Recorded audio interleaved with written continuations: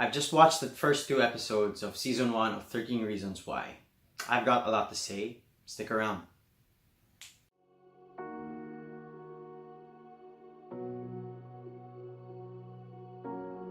Hi, I'm Patrick.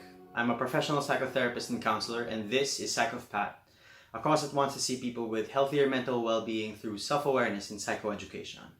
Have you got any questions, or would you like to make a referral? You can reach me on Facebook at facebook.com/psychofpat. Links are in the description below. Give us a thumbs up and subscribe to this channel. Your subscriptions go a really long way in helping us make more videos like this. So I've started this depression series and I wanted to take a look at something going on in pop culture lately. The show 13 Reasons Why.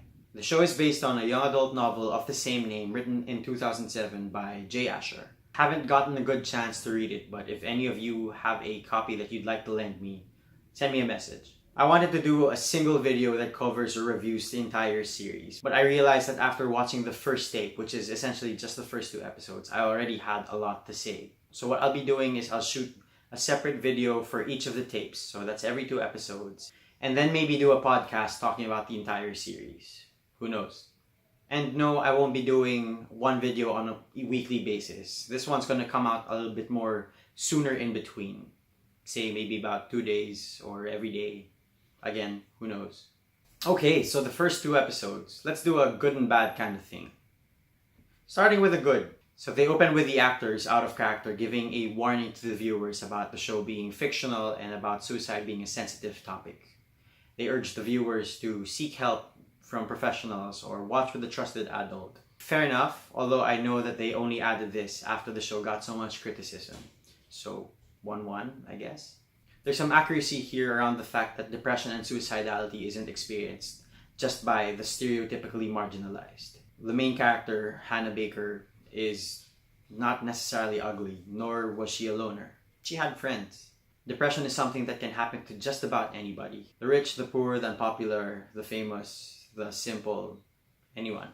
There's also accuracy around the fact that people, organizations, communities, groups only ever react to suicide.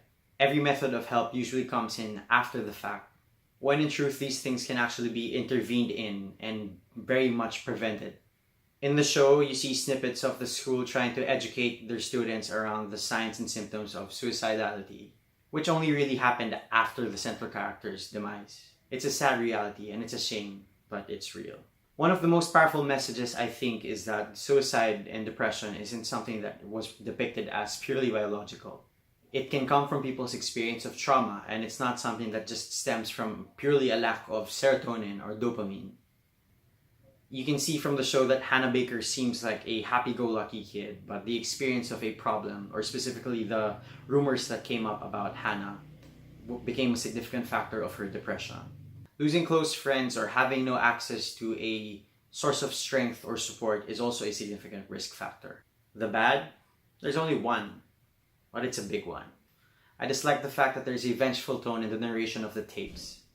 It shows the people watching, especially those that are at risk or those who are highly susceptible, that leaving suicide notes in this manner is a good way to find retribution.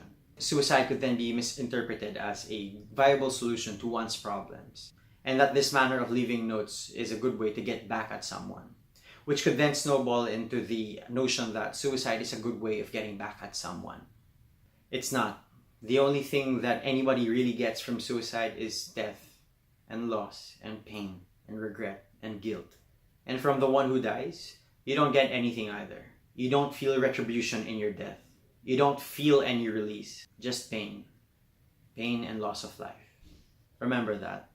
Do you agree or disagree with anything that I've said in this video, or did you learn something new? Leave me a comment down below or send me a message on Facebook or Instagram or Twitter. Let's talk about it.